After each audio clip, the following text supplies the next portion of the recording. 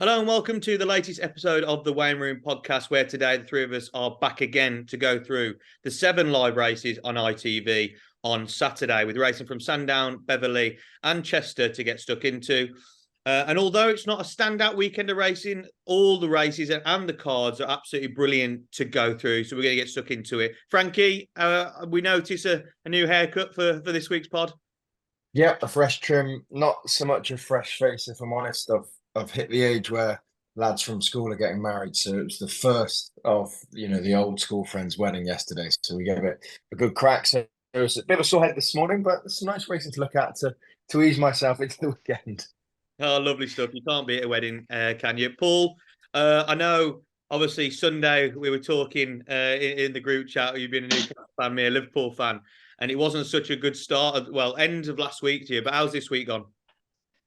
This week has gone well. Bad start to the week. I told you I backed Newcastle in the handicap and was rubbing my hands after like 15, 20 minutes. I thought, this is happy days. I was like, how far?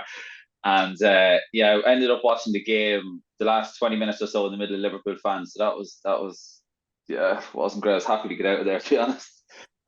No, this week's gone well, busy. Looking forward to a good competitive weekend of racing.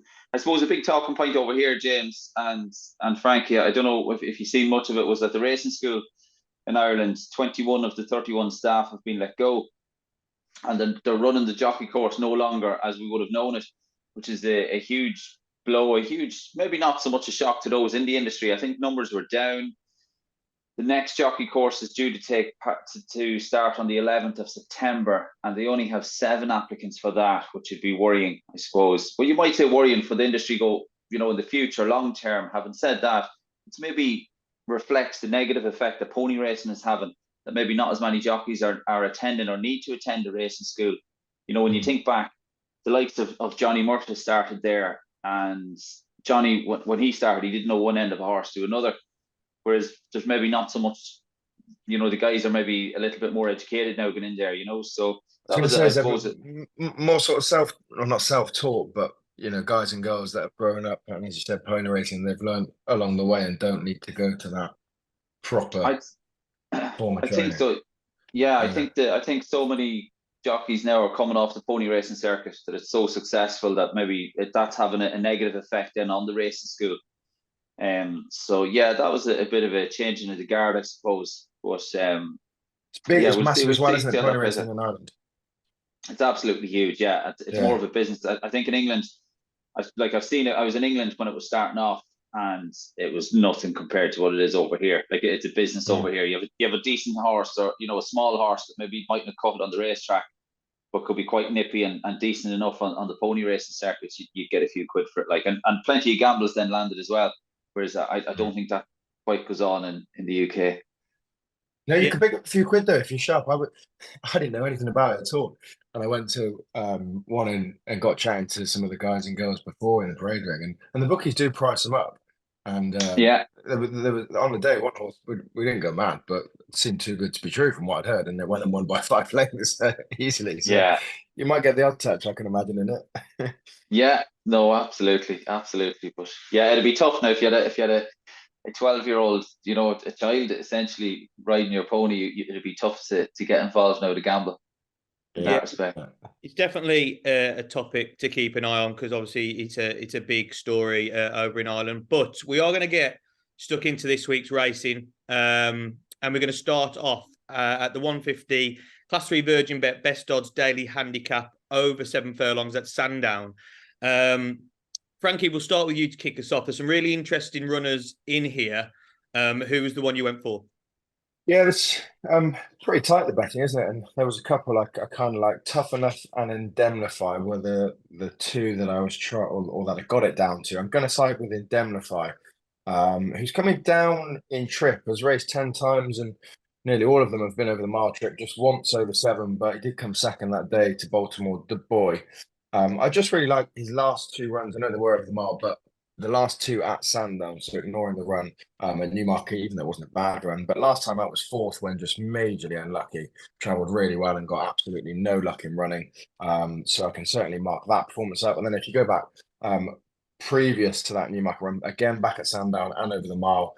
5th in a handicap that Perotto won. Uzo was in there. Dutch Decoy was in there. They're like decent level handicappers.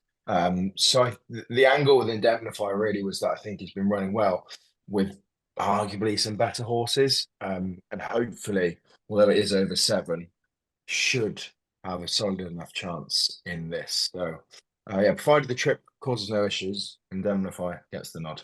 Yeah, Indemnify 6-1 chance for Alice Haynes. Paul, who are you looking at in this one? It's tricky enough. I tried to make a case for Mayway from the Richard Fahey stable prior, when I was sitting down to look at this race, but I think he struggled. He struggled off a mark of 87 in the past, and I think Mayway could run well again without getting his head in front. He might just find one or two too good. The one I quite like is you have Amber Island coming in here on the back of a win. I like Tough Enough. 3-year-old, one of the lesser exposed in the field. Versatile as far as the ground is concerned. He's won on good to soft and on good to firm. Has been placed on good and soft ground. Victories this season had victories at Windsor over 6 furlongs and at Sandown over the 7 furlongs. That was last time out. And in between those victories was 6-16 and a decent handicap at Newmarket. Whereas the Hood, as he can be a little bit keen, but I think if he settles best price at 4-1, I think Tough Enough should be thereabouts. Yeah, I'm with you, Paul. I think Tough Enough was the standout selection in here for me as well. Obviously, the win over course and distance last time out. And he's only £4 higher here off a mark of 91. I just think this is a lovely bit of placing because I think this is just the next stepping stone for his career, because I'm not going to say he's going to be like a group horse and going to be outstanding, but I still think he's better than a mark of 91. And what he's shown on all 3 runs this season, even in the 6th at Newmarket, but his win at Windsor was nice as well. He looks like he's going to get similar ground to what he's won on before as well. But there is a bit of rain in the air. There was Thursday evening and a bit of Friday morning, but it shouldn't be too much to change the going at all. So I think Tough Enough. He was 5-1 yesterday, been nipped into 4-1 already as we record on Friday morning. Yeah, I think he's the standout selection. And I actually thought he should be the clear favourite. So for him to be, well, now he's been moved into joint favourite 4-1. He's getting nearer to the price what I thought he should be. So yeah, Tough Enough for me as well. Going over to Beverly then for their first event of the afternoon on ITV, and it sees the 205 Class 2 William Hill Silver Cup handicap over 1 mile 4. Paul, it's another one of them where we mentioned at the top of the show, like the racing this week isn't standout, but there's some quite nice cards to go through and really problem solve. So who are you going for? I've gone with Dream Harder from the Ian Williams stable. Ian responsible for the top 2 in the market at the moment. 92 joint favourites, Dancing in Paris and Dream Harder. Ben Curtis would ride a lot for the Williams stable, and I imagine he would have had the choice here. And if that is the case, he's gone with Dream Harder. Can't confirm that, but if it is the case, he's gone with Dream Harder. He's been kept busy since the turn of the year. This is his 13th start. He has held his form pretty well. He was a good winner at Chester 2 starts ago back in July. That was on soft ground. Then he was 4-12 in a good handicap won by Spirit Dancer at Windsor last time out. He ran off 90 on that occasion. He remains on a career high of 90 here. And despite that, I still think he ought to be competitive as the price reflects that. At 92, I'm with Dream Harder. Yeah, Dream Harder has been well backed into 92 favourite for Ian Williams and Ben Curtis. Frankie, who did you land on in this one? I'll be kicking myself if Paul has a good weekend because, again, I got it down to 2. Dream Harder was 1, but Perfect Play is going to be my selection for the Johnston team. I think Perfect Play's 3rd last time out at Newmarket was maybe made to look a bit more average than it was because Measured Time went and won easily at 8-15.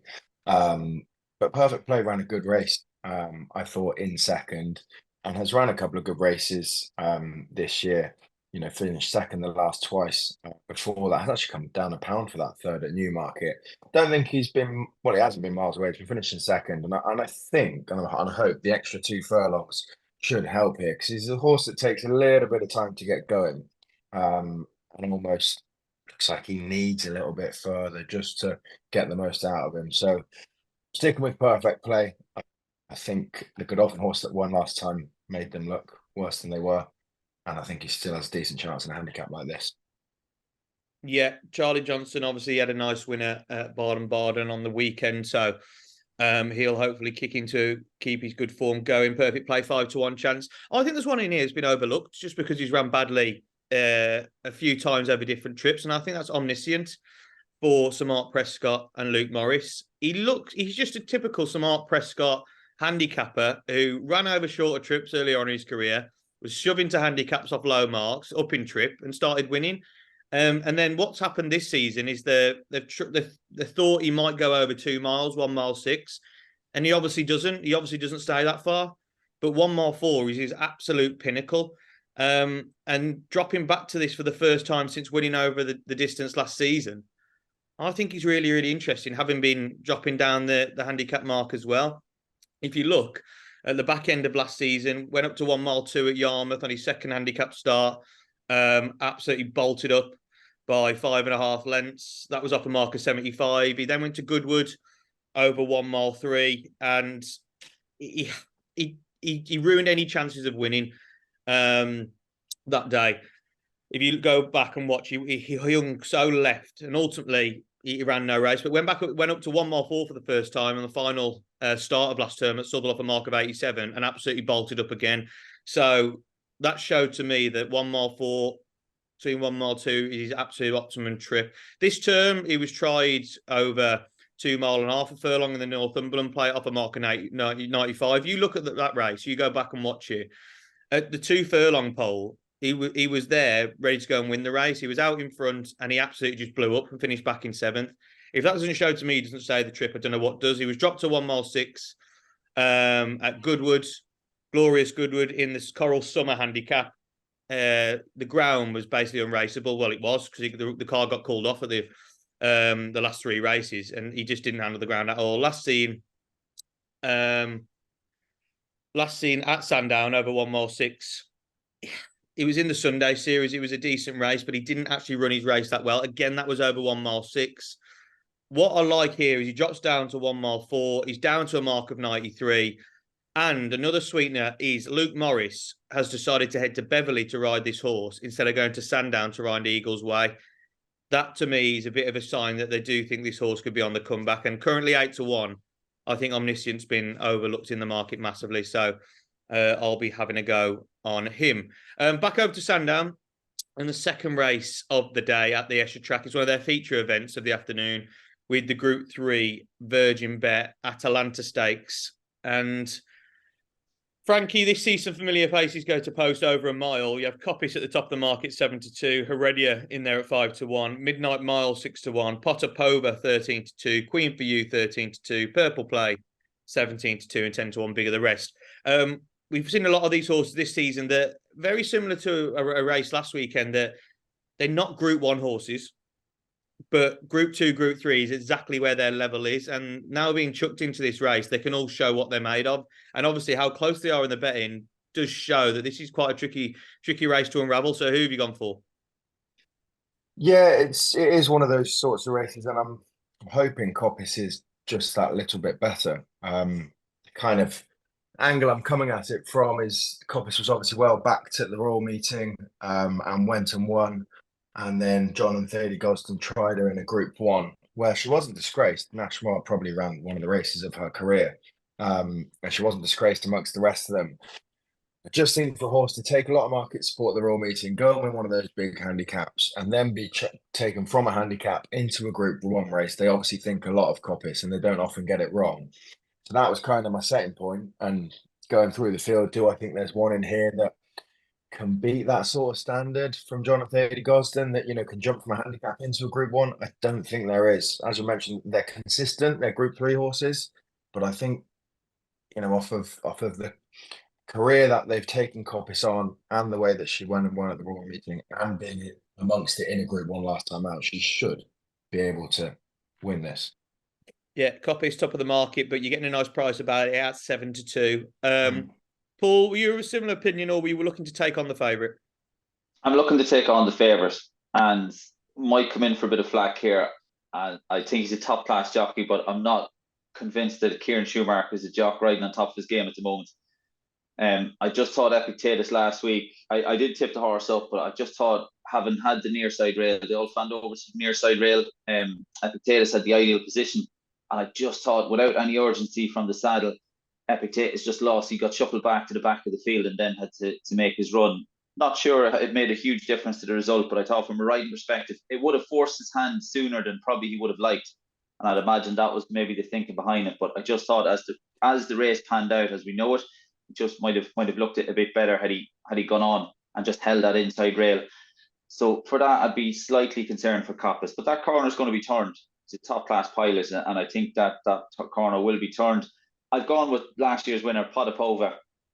Having a look at this race, was held up on that occasion. There was plenty of pace on. Potapova still had plenty to do, 2 furlongs out, and absolutely flew home in the final furlong. Combination of that and the pace collapsing. They went pretty fast up front early on.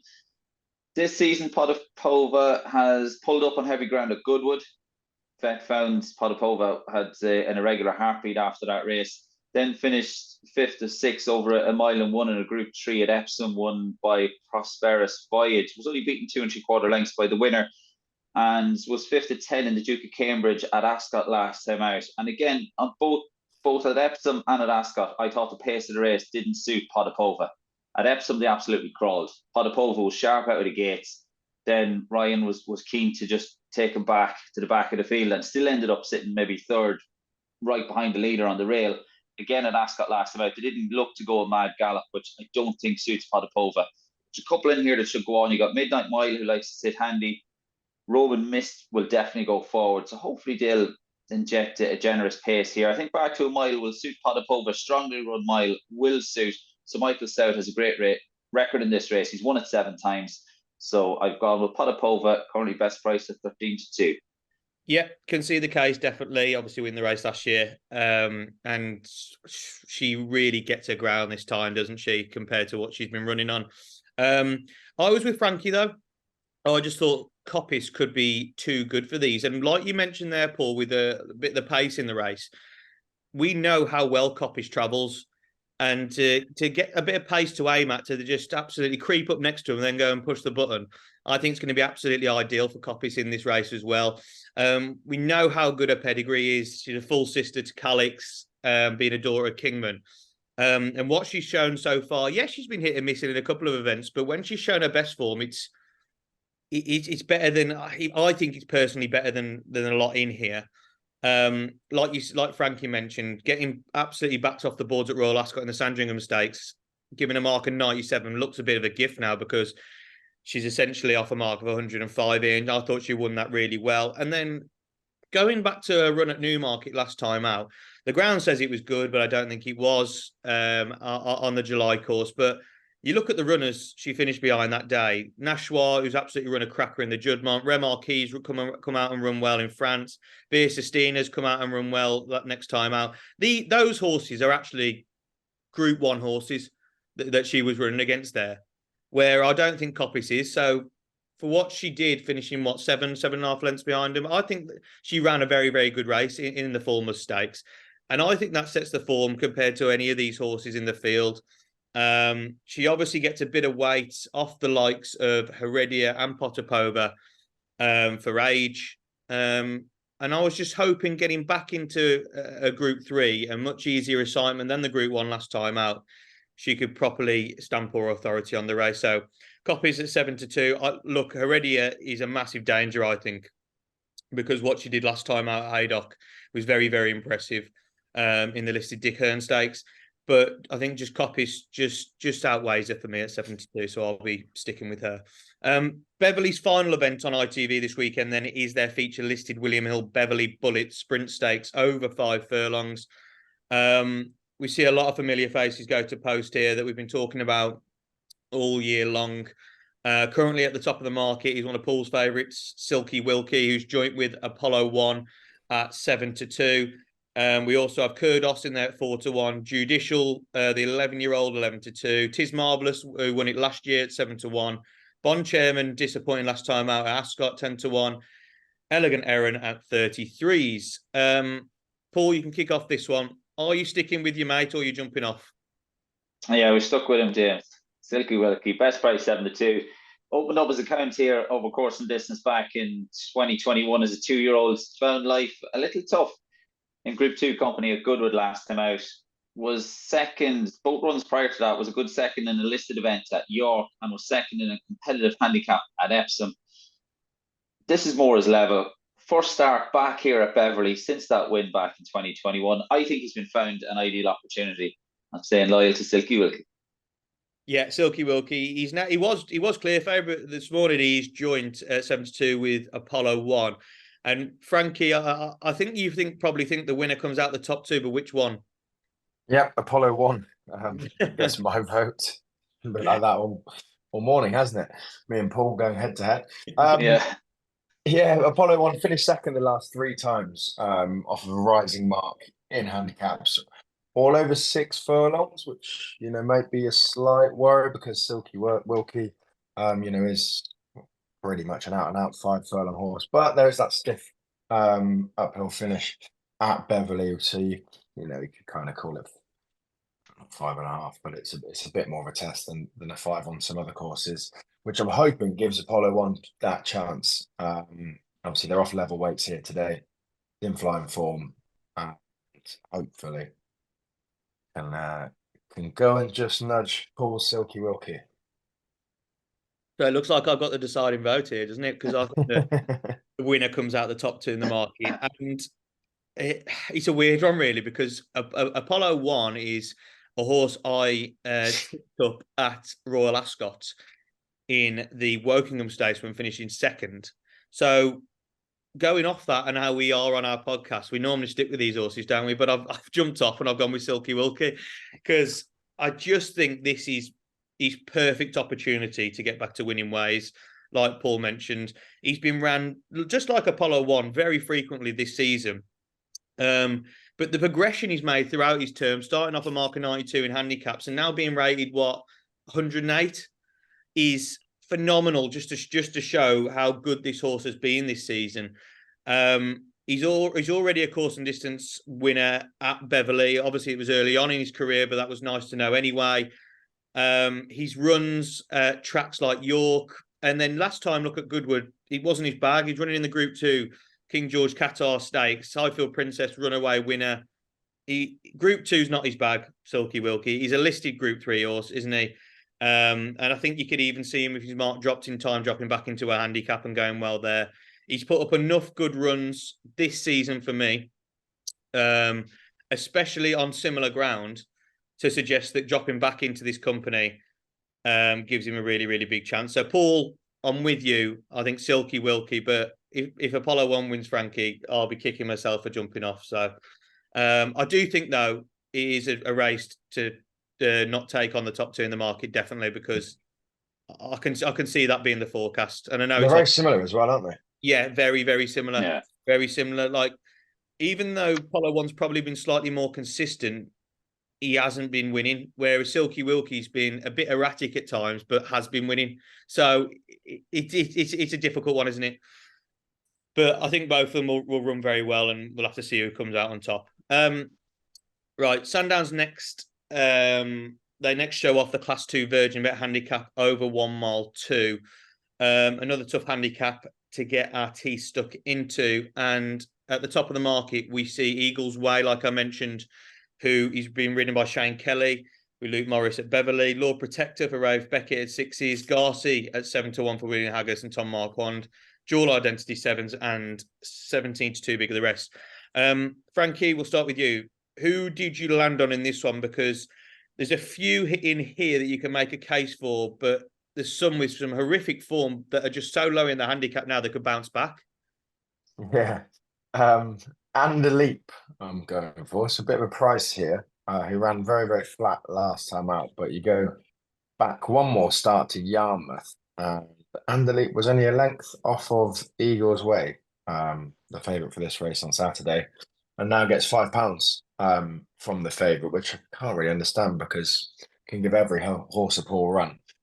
So And the leap will have to bounce back and run more to that Yarmouth form rather than the run last time out. But I think if there was a track to do it, then it would be Sandown. And the leap's raced here plenty of times. Has won 4 times at Sandown, placed, or I think come second, in fact, a further 3 times. You'd like to see maybe a bit of money because Daniel and Claire Kubler, when they fancy one, usually does get backed. And if there is some market support, I'd be even more confident because again, when they do get back, they usually run well. So Anderleep has to bounce back from his last start, but Sandown he does like. I think he's overpriced in the handicap anyway. Yeah, 20-1, big price, already a course and distance winner. And like you said, the Kublers, you'll know if this horse is fancied or not because this horse will be backed. So nice little angle in there, and we always like a big price. So let's see how that gets on. Paul, who took your eye? I have gone with Gassi. I think to drop down and trip here to 1.2 miles, I think he'll do the trick. He's been largely campaigned over 1.5 miles, 1.6 miles. And when you look at his style of racing, it's slightly head scratching in that he has a tendency to race quite keenly. He over races in the early stages, which essentially puts paid to his chances come the business end of things. He was last seen. He was a beaten favourite at Ascot last time out back on the 28th of July in a race won by City Streak. Again, was just over racing in the early stages. Prior to that, he was very keen and did well despite racing keenly when finishing 4th to 13 at Haydock. And 3 starts ago was no match for Vauban at Ascot. So it takes a bit of a drop in grade, drop in trip. I think they'll go that half a stride quicker, which in theory should help Gasly to settle. And I think to drop down here to 1.2 miles, best price 7-1. I think it's worth getting rolling in behind Gasly. Yeah, it's either a really good day or a really bad day for me and you, Paul, because I'm on the same wavelength here with Garcia. I actually put him up at York. I think it was the last race of the Ebor meeting that he was withdrawn from. So that was good to firm ground, and it did say unsuitable ground why he was withdrawn. So if there wasn't to get any ease in the ground, I wouldn't be surprised if he was pulled out again. But I don't mind. I actually don't mind him on his ground, having ran over it and ran well. What I like about this horse is very similar to you, Paul, is the drop down to 1 mile 2. I think he's going to be absolutely perfect. Where I actually thought earlier on in his career, he was going to be a stayer in the making. He was going to be 1 mile 4, 1 mile 6, and that was going to be his bag. And if you look at his racing in the race to Ebor Jorvik Stakes, what was it, 2 seasons ago? Or last season, and he won by a length, and that was off a mark of 94. And you thought he stayed out the trip really, really well, getting up late. But since then, obviously, he's been gelded, and it took some time to really get him back to where he was. But I think his last 2 runs at Haydock in the old Newton Cup, when a length and a quarter behind I can't even say that name, Cumulonimbus. That's a tough one. Scampi and Wooten Sun, I thought was a really, really good run back. And then he's 4th or 7 behind City Streak. Again, he wasn't far behind them. But you watched that race last time out.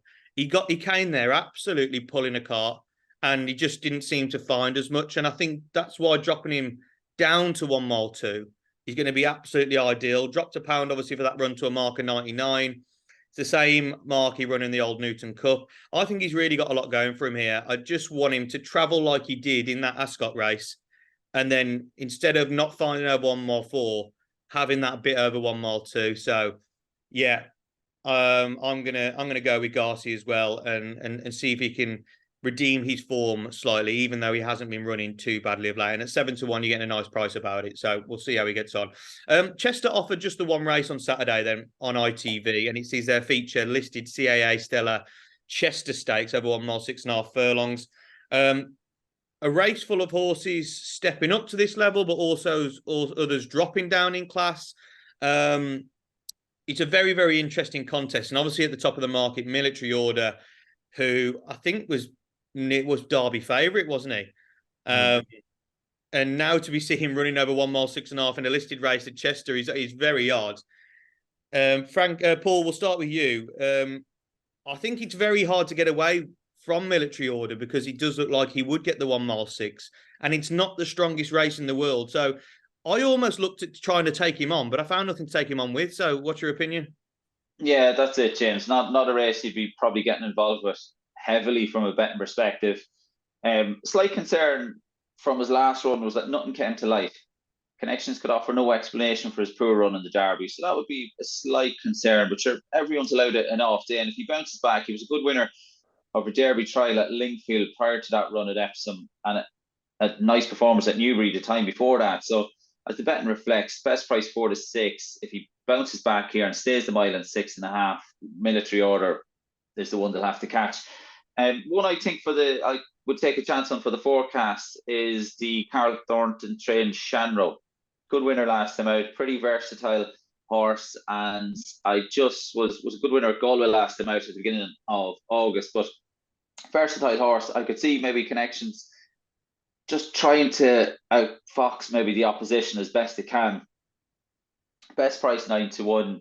You could do worse than have an E2A wager, or maybe get involved with Shanroe for the forecast. I just think maybe connections might just opt with Shanroe to bounce out, catch me if you can, and try and dictate things from the front, and maybe just upset some of the opposition and nick a second place here. But Military Order to lead them home, and Shanroe for the forecast.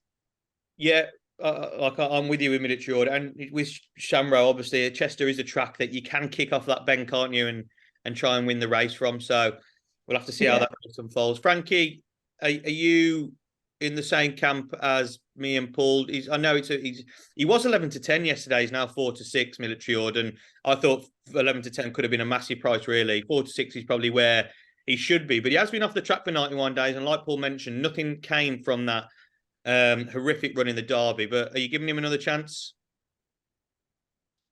I think you've got to, yeah. I would have been happy to back him at 11-10. To be honest, I should have been sharper, shouldn't I? I probably won't at 4-6. I guess if you wanted to try and build the confidence, if anyone was to back him now, we know that Waipera finished 6th in the Derby, who was behind Military Order at Lingfield. So it wasn't as if he just, had a flashy run in a couple of races with nothing behind him. There were horses that ran behind him that have obviously gone on to frank that form. So still hold some form, and then obviously, and it's tricky, but Lingfield, it's left-handed, it's sharp enough. So that, there's no reason to really believe that he can't bounce back to form here at Chester. Should go and win. 4-6, probably a bit skinny. Just sit and watch and hope he does. Yeah, I agree. It's not a bet at 4-6, but Military Order should go and win this race, and I think it's just a stepping stone to probably. It'll be interesting what happens after this. Yeah, I think this is probably a stepping stone to a bigger race towards the end of the season. We know he acts on soft. It's going to be good to soft at Chester. Is the Arc still in the plans? We don't know. It's interesting, isn't it? You have a horse at 92 for the Derby, and before the Derby had ran, they said that they were going to come and run 1 mile 6 on that's a listed race at Chester. I think you're wondering what's gone wrong, but I think Charlie Appleby a lot this season with a lot of his horses has had to go back to the drawing board, because a lot of them probably haven't ran to the standard that he thought they would. Military Order, before he ran in the Derby, had done absolutely nothing wrong. He's run at Lingfield, like you said, behind beating Wapiro, who went out to Royal Ascot to win, I think it was the Group 3 Hampton Court Stakes. But that run, it was like he trotted along up the inside over 1 mile 4. When Wapiro came next to him, he kicked on another gear. I think he definitely will get 1 mile 6.5. Obviously, he's a full brother to Adayar, who was a very, very good stayer. Like I said, he acts on soft. He's running the Derby was too bad to be true. I'm not taking that at face value to say that was the true Military Order. He has got a bounce back here, but he hasn't got a bounce back against a lot, really. Lone Eagle hasn't run well all season. Divine Jewel, very similar. Thanks, Monica and Grateful Storm are on at Military Order's level. And Shamrow is interesting, but again, hasn't shown the same as Military Order. I couldn't believe 11-10, 4-6 is more the price. It's not backable because the price is too short, but it's a watching brief, isn't it? Just to go and watch this horse win, I think, because I can't see anything that beats it in the field at all.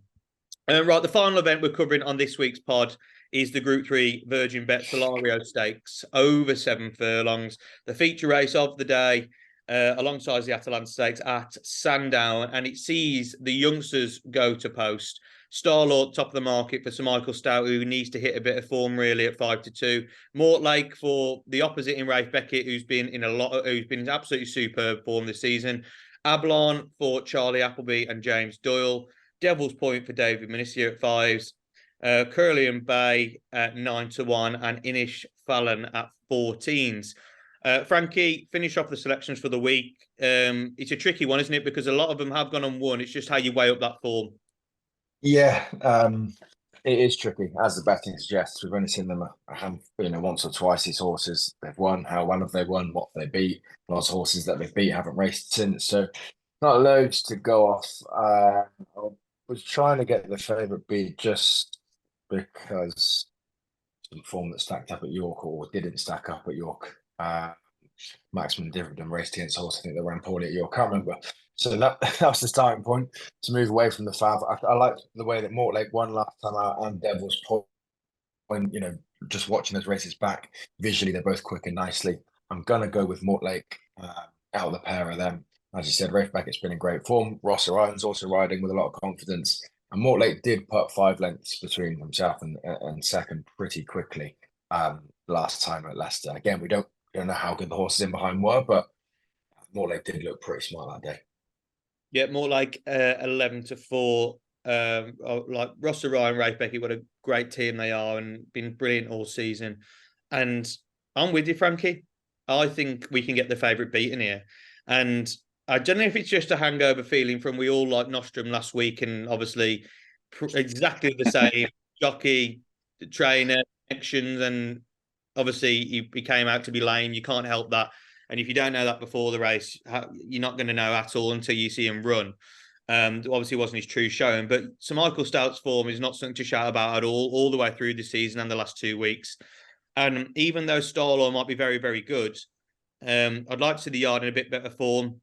When you've got others that you can definitely take it on with, and Mortlake is definitely the one. Obviously, Ablon could be quite nice for Charlie Appleby, but like I mentioned, Charlie Appleby hasn't been the same this season with his runners. They've been running to a fair level, but the Sanders he's set over the last few seasons, they haven't been running to that. And the way Mortlake bolted up last time out at Leicester by 5 lengths, I just thought Ross Orion didn't really need to get serious, and it was going away at the line. I think if he was really asked, it could have pulled away and won by 10 lengths. Look, this is harder. It's a Group 3. He's stepping up. He has got to improve again. But for how Rafe Beckett's horses are running, 31% strike rate in the last 2 weeks, 15 winners from 48 runners. He's absolutely phenomenal. So when he's a bigger price than Starlaw, and when we don't know much about these horses, I think it's logical to go with Mortlake for that reason. So I'll be with you there, Frankie. Paul, you making it a hat-trick or are you looking elsewhere? Yep, full house for Mortlake. Just on the balance of what you both mentioned, and he's just a bit more battle hardened, a bit more experience with that extra run than the favourite, and indeed Allbland. The favourite is interesting because he wasn't doing an awful lot in the closing stages on debut, which was fair enough. He had a lot to take in, but has a gorgeous pedigree, as has Allbland, who was very impressive on debut. But the yards form question marks hang over that. That's both corner that has to be turned at some point. But on what we know, Mortlake, I think, who has been nibbled at in the market, was best priced 3-1 when I was having a look at this yesterday evening. Did touch 5-2 and is now currently best priced at 11-4. So full house for Mortlake. Yeah, lovely to finish on a full house. And that finishes this week's podcast. All 7 races covered on ITV on Saturday from Sandown, Beverly and Chester. You know what time it is now, lads. All we need is our naps for the weekend. And Frankie, 10-1 winner last week. Can you top it this week? Wow, to top it, I'd have to be napping Andy Leap at 20s. I'm not that brave. Not that brave. I do, although I probably will have to bet myself on Andy Leap, and I hope some money does come for the Danny Leclerc Kubel horse. But I'm being pretty boring. I'm going with a favourite. Probably didn't talk it up enough, but I really think Coppice wins. 7-2 I'm seeing now is fair in my opinion. I think she's better than this field. So yeah, Coppice than that this week. Yeah, Coppice 7-2, really big chance. Paul? I was kind of hoping you'd go first, James, but I'm going to go with 150 at Sandown. Tough enough. I think he'll take the beat.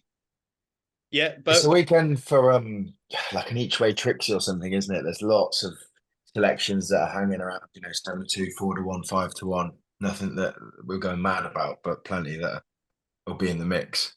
Yeah, definitely. Yeah. Tough alike, Coppice alike, and Coppice I really, really like because Frankie, I'm joining you. She's my nap as well. Oh, yeah.